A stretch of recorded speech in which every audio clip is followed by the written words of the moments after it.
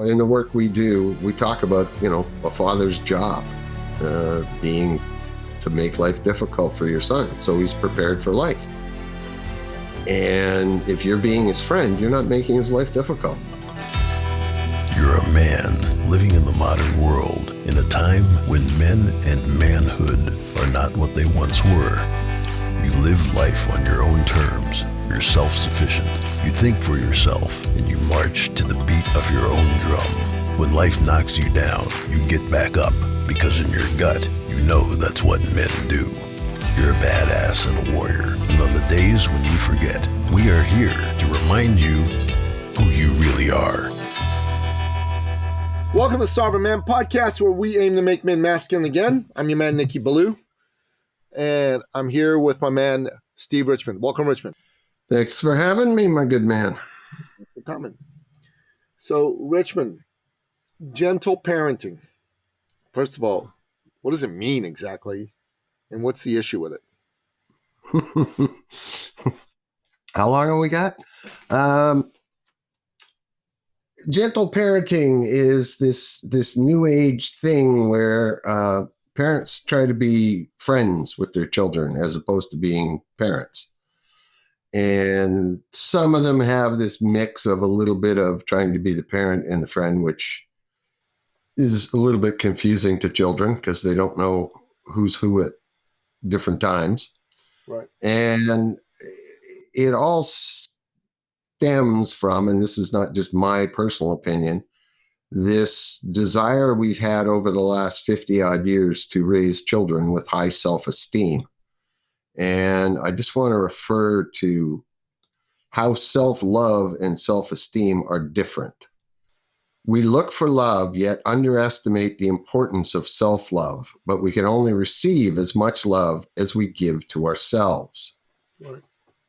Self-esteem and self-love are progressive. The latter is more than an abstraction. It determines our happiness.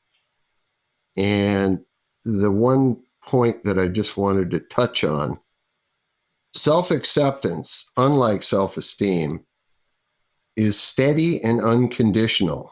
You accept yourself despite your flaws, failures, and limitations. And everything that we're doing these days is all about, the trophies for the participation, there's no winning and losing mentality. And this is where children develop their values and their worth. And sadly, as they grow up, they get out in the world. And I don't think it's any coincidence if you look at all the drugs that are on the market for anxiety and depression and everything else. Because the one thing with self-esteem that I think it was Fromm or somebody pointed out is most people's self-esteem is actually other esteem. It's how other people think of you as opposed to your own value and your own worth. And that leans more towards self-love, actually. And your tendency to be more judgmental of yourself comes with high self-esteem, as opposed to accepting that, I'm not the best track runner, so why am I beating myself up? And it's funny, as I say that, you look at all the self-help books, and I think we talked about this in eCircle, and we've talked about it in other circles.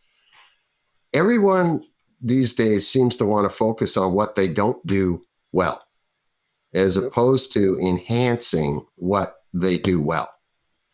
And if we look at the top people in the world, what they've done is focus on what they do well and have other people do the jobs that they don't do well.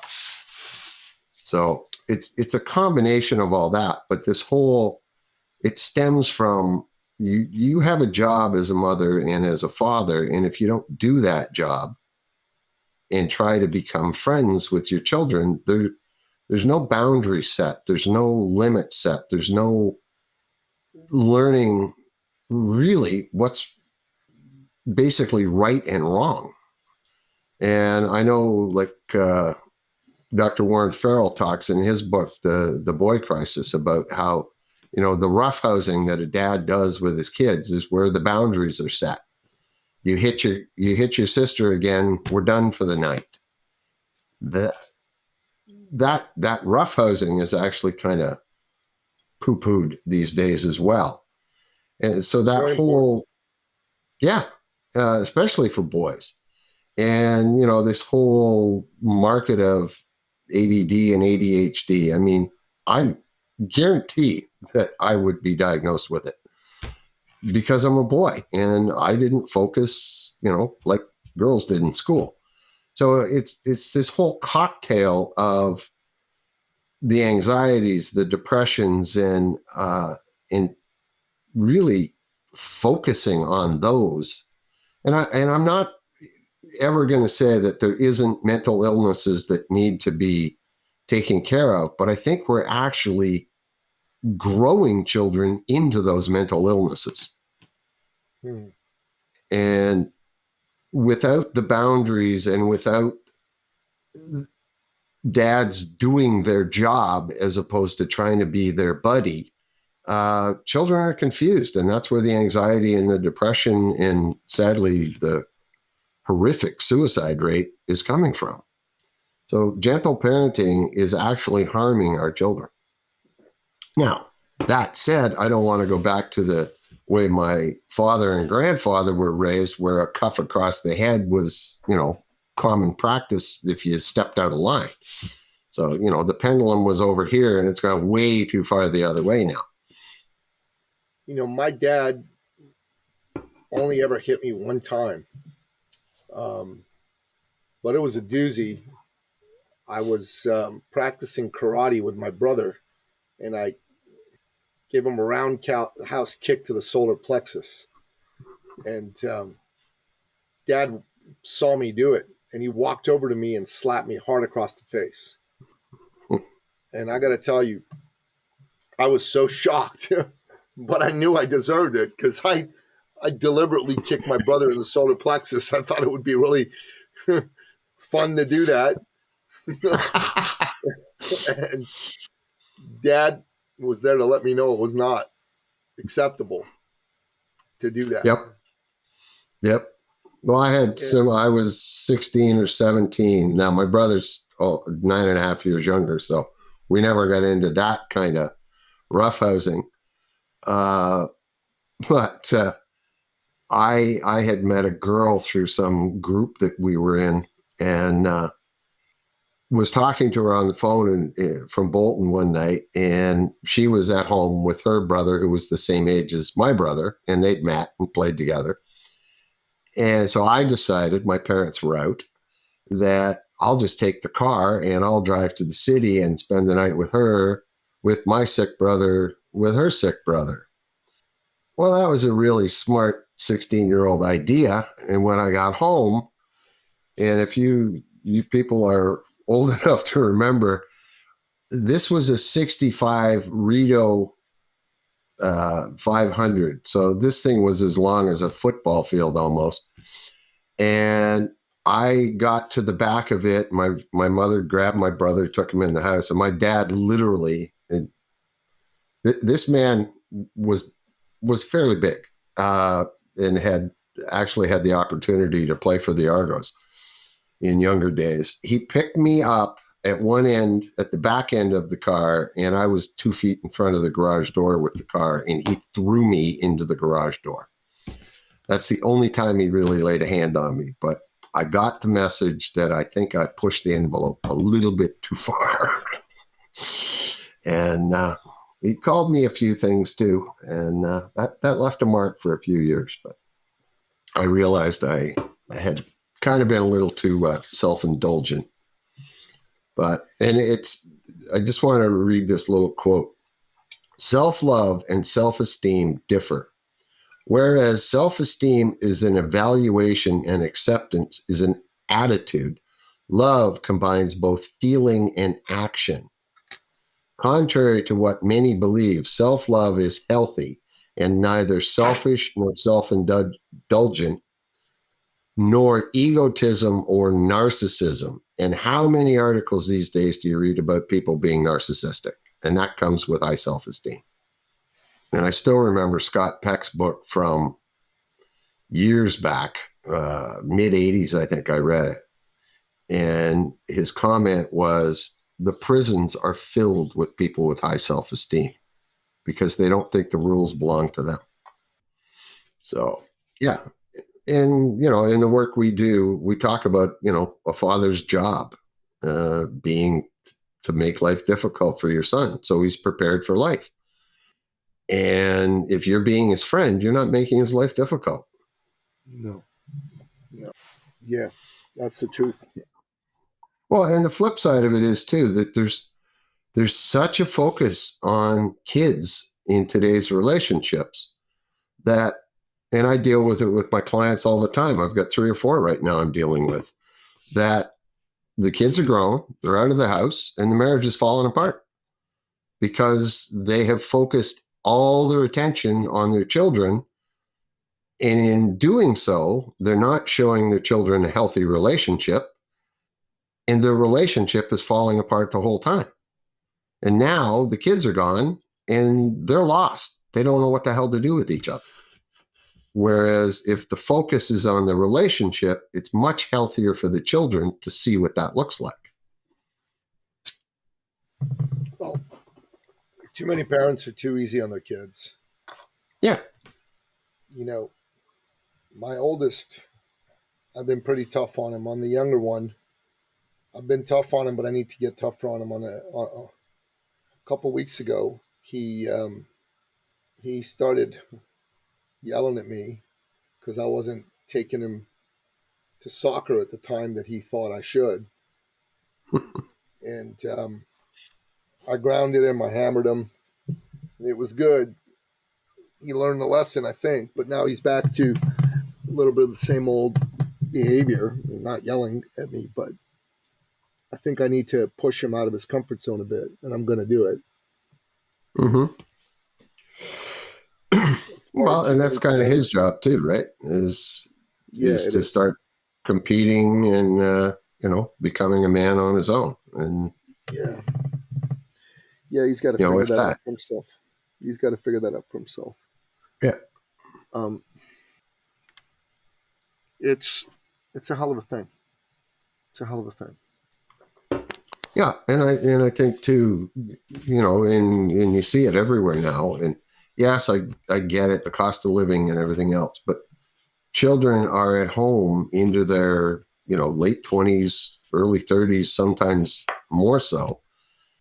And I don't know any official stats on that, but I'll pretty much guarantee that those children, unless they're, saving for a down payment or something and contributing around the house, most of the time those children were friends with their parents growing up. So they don't have the drive and determination that good fathering would have given them.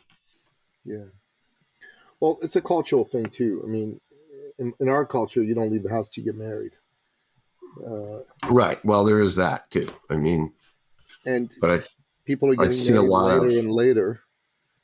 And, my oldest son works. He's 19 now. He works and, he contributes to the family budget, which is good. I'm going to make sure my youngest son does the same. It's important to put money aside. And I told my oldest boy, part of him working is he's got to invest half his money in stocks and whatnot. So, hopefully he's doing that. He says he's doing it. He's not really spending money on crap, he's putting cash aside. He wants to buy a used car now. He has a used car, but he says, he wants a better one. The engine on this car is not great. I don't have a problem with him doing whatever because he's got his own money. Right. My younger boy, I still need to father him a bit. My older boy basically is telling me to buzz off and let him live his life. That's what he's telling me. Yeah. And what's that tell you? I did my job. I need to buy. Exactly. Oh, You did a good job. My son, I'm ecstatically proud of my son. He's worked his tail off for years in the construction industry. He's a construction superintendent now, and right from the get-go, the first foreman, I think I went by the site, and he was showing me around. I remember him saying to me that he loved the job so much he'd probably show up even if they didn't pay him. And his boss came over. I don't know whether he's aware of this. His boss came over as I was leaving, and he goes, "That kid's got a great work ethic. I wish the hell everybody his age worked like he did." And it's paid off, you know. And, you know, we didn't beat him. You know, his mother pushed him too. I'm not taking all the credit here.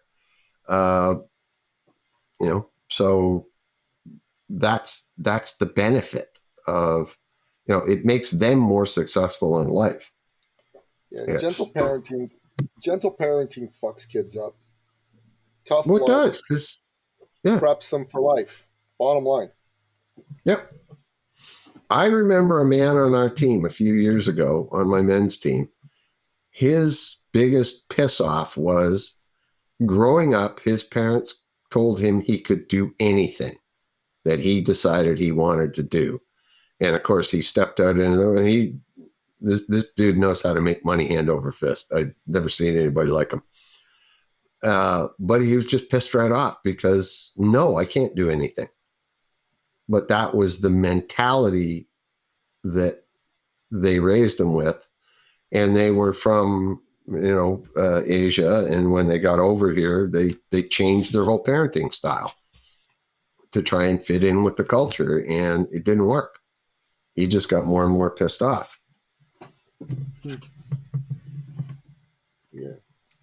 Too many men today don't know how to be fathers, don't know how to be strong, don't know how to be tough. They're too weak. They're too gentle on their kids. Yeah.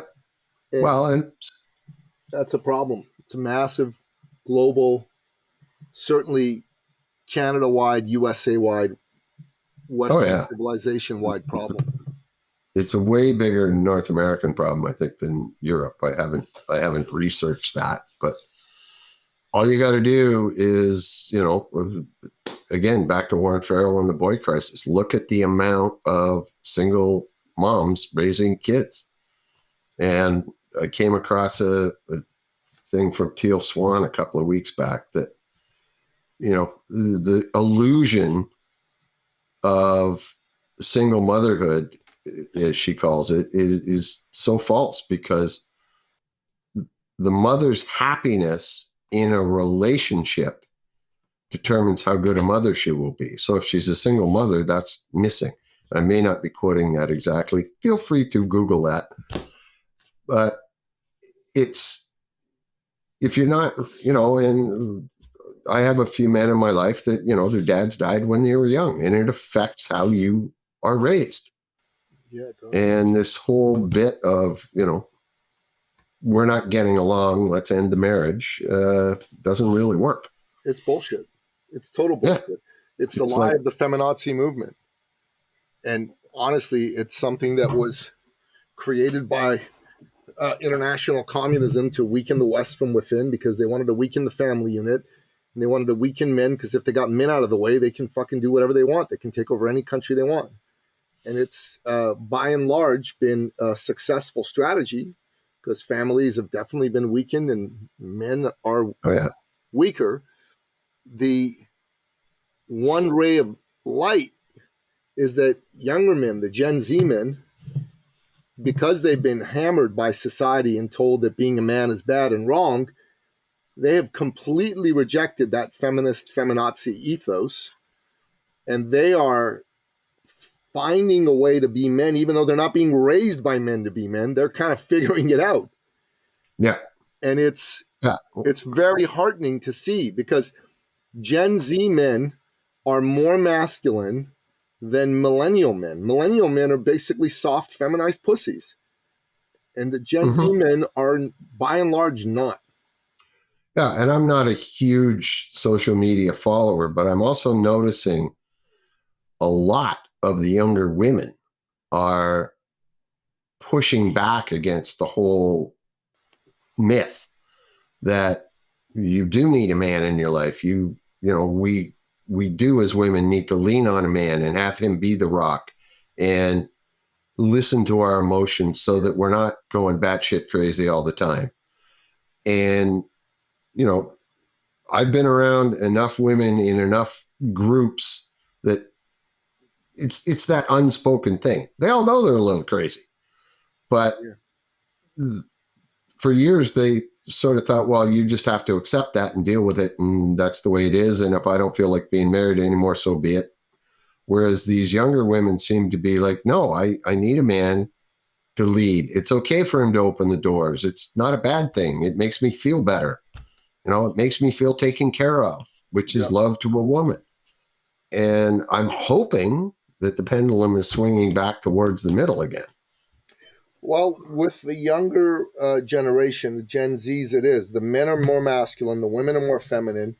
And there are plenty of women on social media that are pushing back against this idea that men are bad and a woman needs a man like a fish needs a bicycle. That's one of the stupidest things I've ever heard in my life.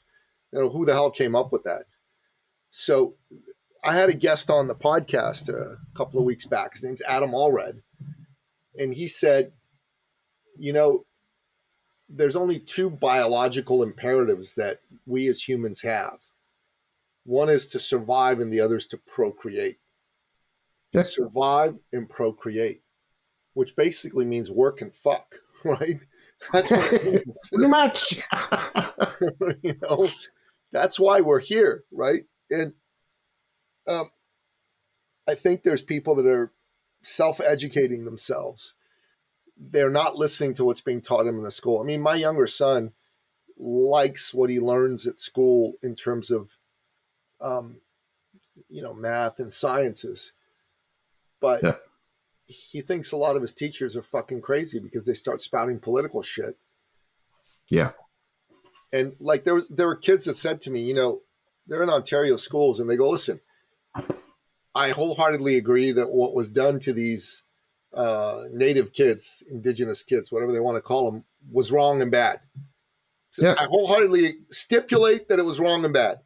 He said, what I do not stipulate is that I had anything to do with it. So fuck off trying to make me feel guilty about it, right? I mean, I know. That's what they said. And that's what they're doing in schools everywhere. They're saying, you're a boy, you're bad, you're a white boy especially, which means you're super bad. And they're like, fuck you. You're just a sexist, racist piece of shit. And I don't want to listen to anything you have to say. And that's a good thing. That these boys, the innate, inherent masculinity in young men is coming out. They're pushing back against those that are attacking them. That's a good thing. Well, it is. It is. I mean, how far do you go back? It's like, okay, so, the Mayans almost got wiped out by Columbus because they brought the plague and all the other fucking diseases. Like, so we should do something about that? Like, no. Where's the limit? Like, yes, so, I was like 6 years old when they closed the last, what do you call it, residential schools and stuff like that. Although apparently there was some later than that. That's not on me. No, it's not. Was it wrong? Yes, I admit it was wrong. But I'm going to stand here and go, I'm standing on these native lands and bless you and all this other thing. I ain't doing it. Listen, here's the other thing I say, and I tell young men to say, you know what?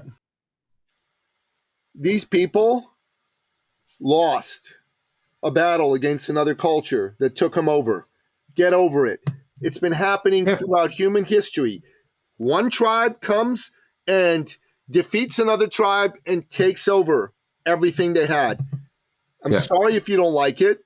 Tough shit, but it happens. It happens and has happened and has happened thousands of times. These people that you are wailing about saying, oh my God, they were attacked and they're victims. They did it to someone else. They took over another tribe.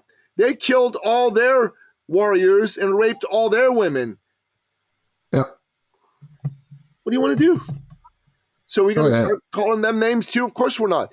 And honestly, it's not about anything other than a particular group using that in order to basically silence another group and rule over them. That's all it is. It isn't that these people are actually caring about the people that were victimized. They're not. They just want to silence you and rule over you.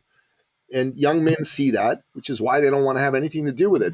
And if you look in the United States, the past election was the first time a conservative, Donald Trump, won the young person vote in decades. Why?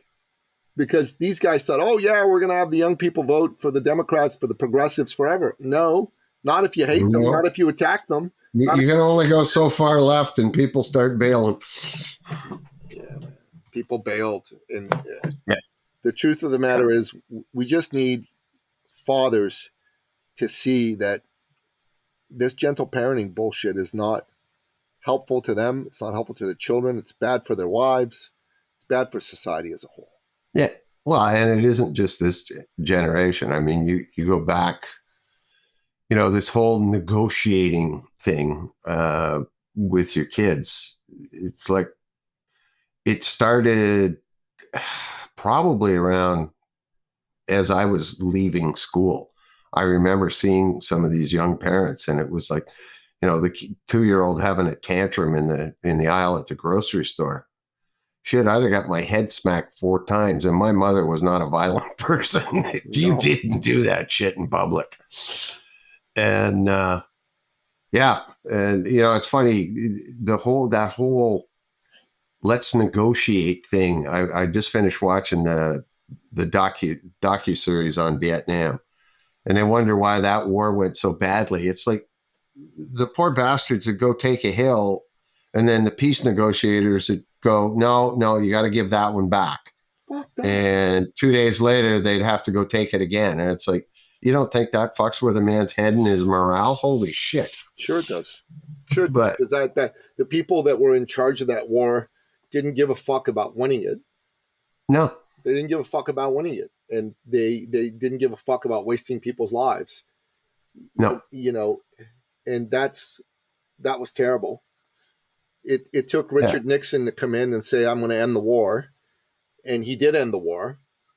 And at the end, he ended it in a way that was going to work real well. But because of the whole Watergate thing, his political opponents basically took away all the money they were going to give to the troops to enforce some of the provisions.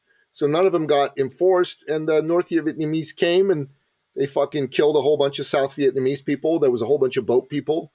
And then Laos and Cambodia went communist. And you know about Cambodia and the killing fields. 3.5 million people in a country of 5 million were murdered. Yeah. Oh, man.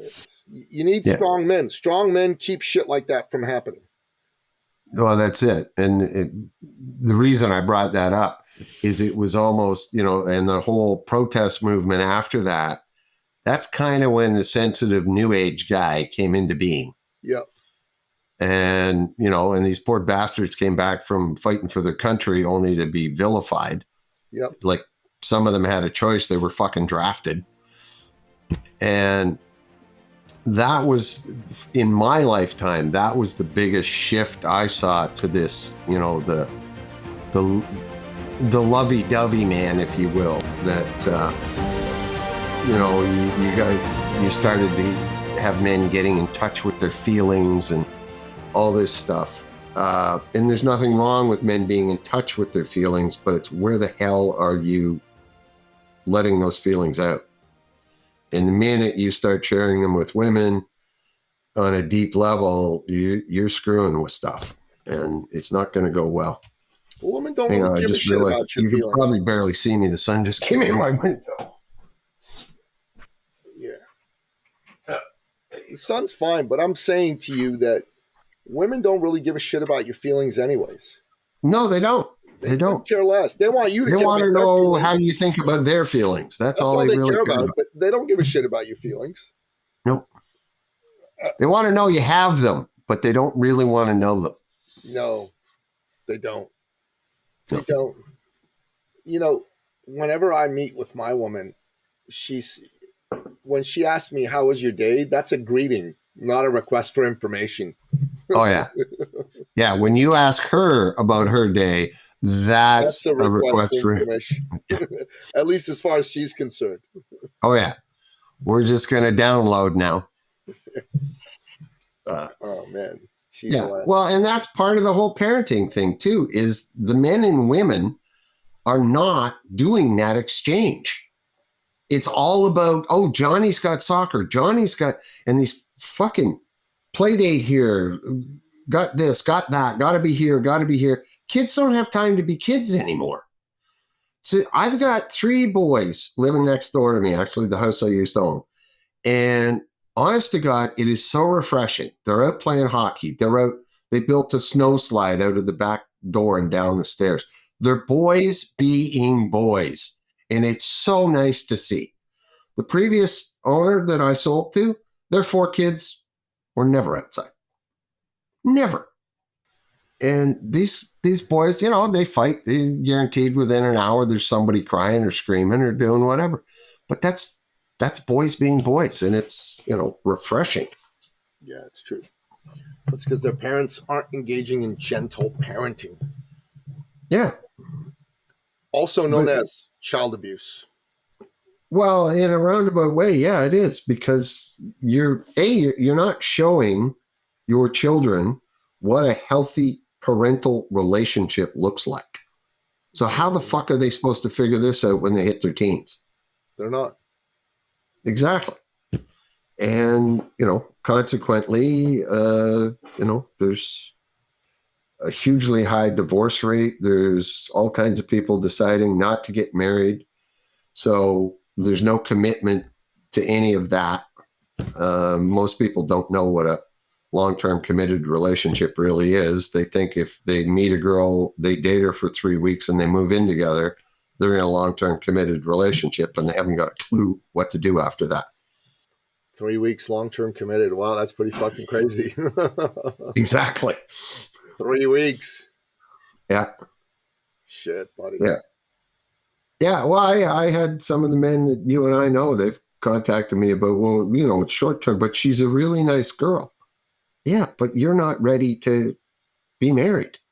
So do her the service of letting her find a man, or 6 months from now, get your butt qualified to be in that long-term relationship and see where she's at.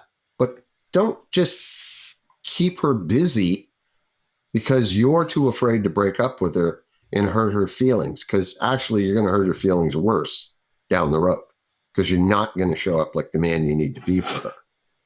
Yeah, too many men are like that. Too many men are like that. And this is a rich conversation, because it's not as simple and straightforward as be easy on your kids versus be tough on your kids.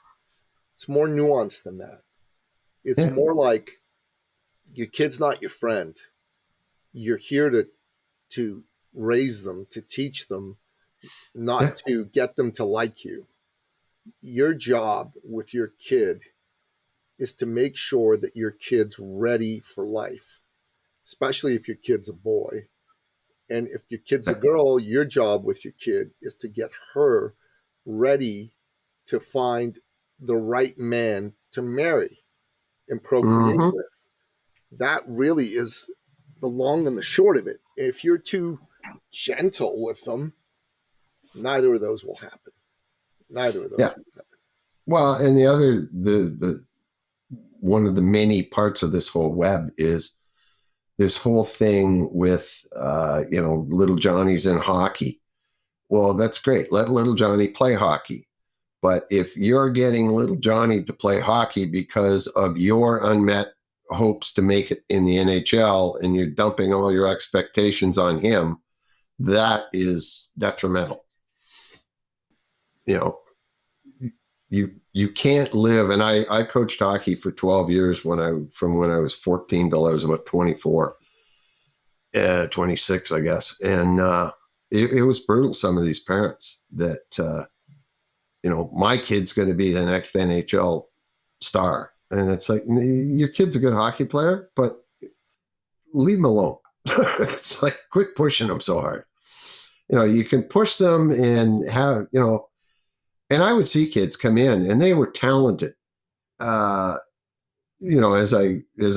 more I coached, the older the age group I coached.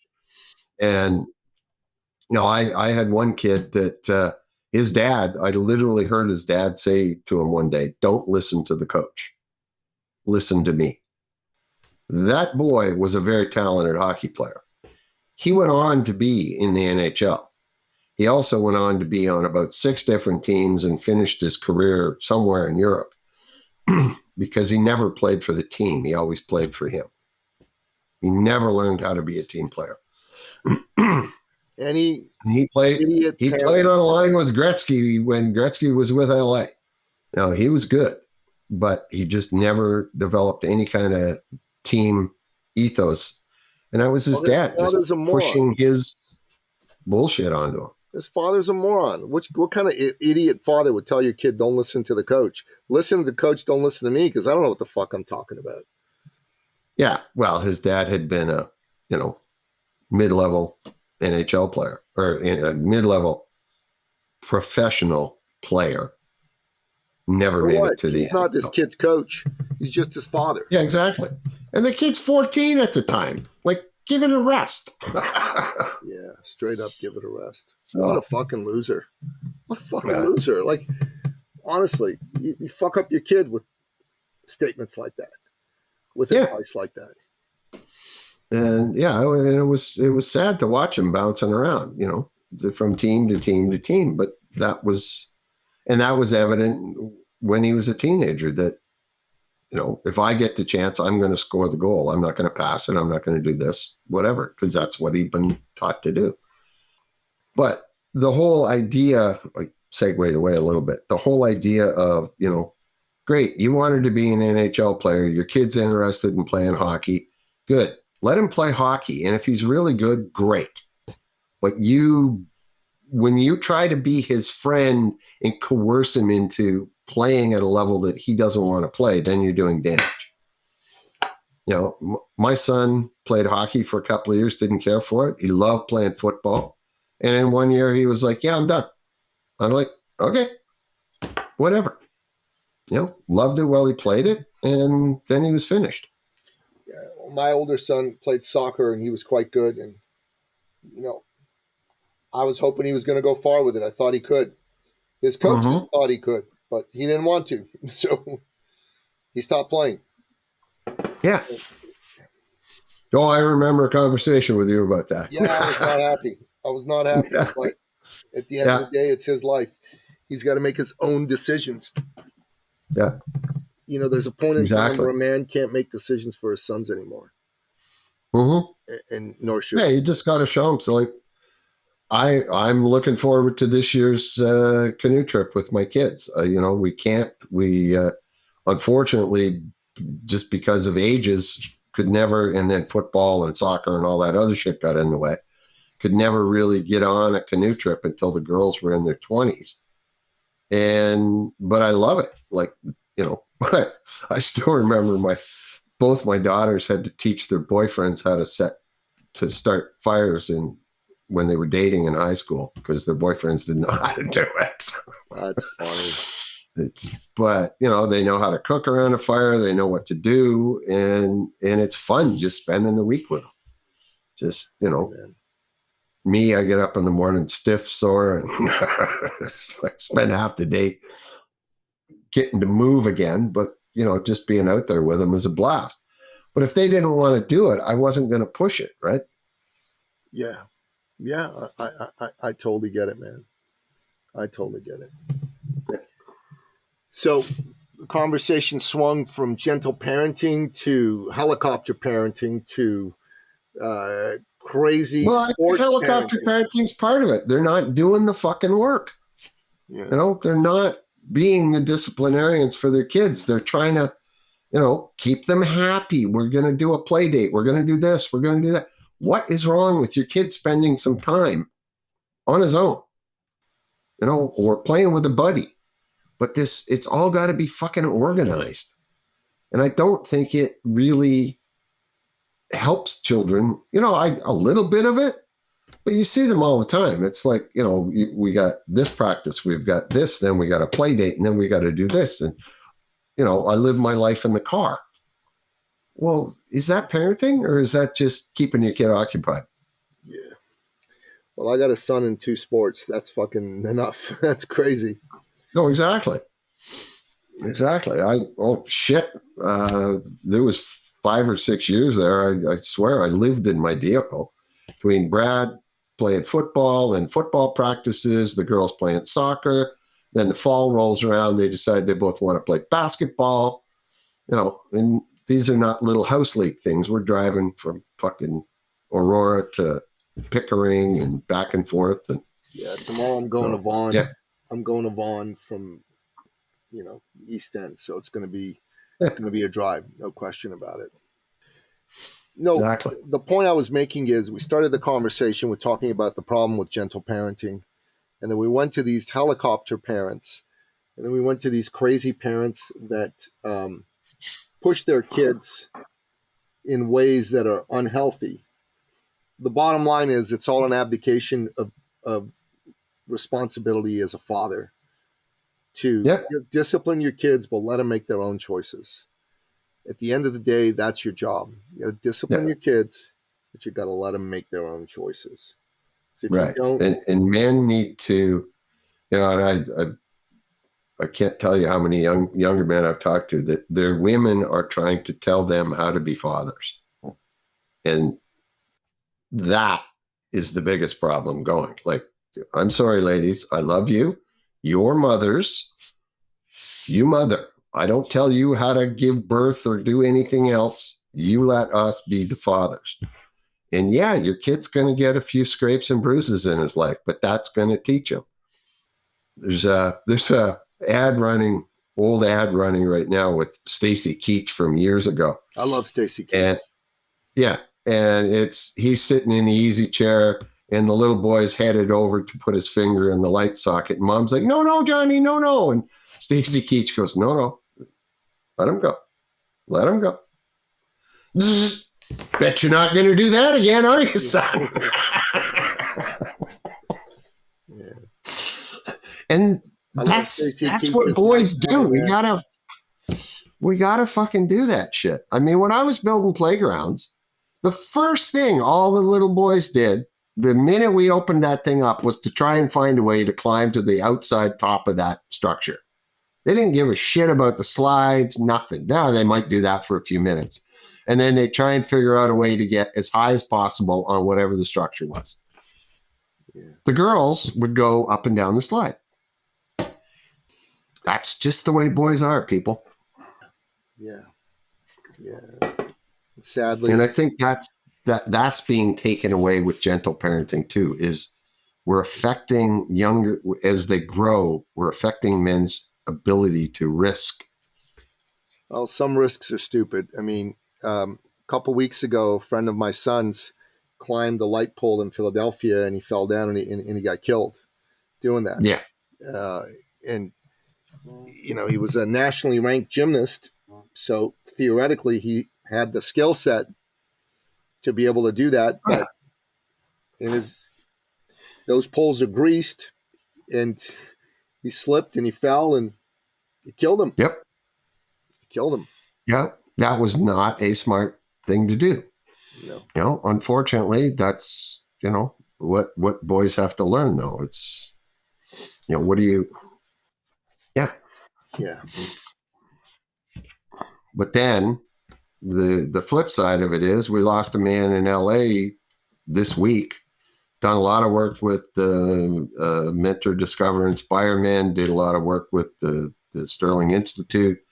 Actually, I forget the name of, he was doing something as well, but he was suffering from something, either anxiety or depression, whatever. Anyway, they had him on meds. And he was on his way to his team meeting and he threw himself off a bridge instead because he was getting, suicidal thoughts. So it wasn't like he was on his own. He was going, as far as his wife knew, he was on his way to his team meeting. And I forget the big bridge in LA, but yeah, he threw himself off it. You know, we're medicating so many things that this is the other side effect. Well, you know, and the teen suicide rate, I'm pretty sure. Taking risks is important, but not stupid risks. And having men be with men and do shit to get rid of, blow off anxiety and stress is super important. Yeah. And I think roughhousing is important even when you grow older. It's not just for little kids. Oh, yeah. Big time. Yeah. Big time. Good conversation, Richmond. Well, cool.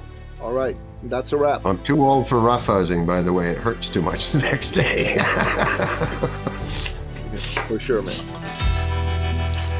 Thank you for listening to the Sovereign Man Podcast.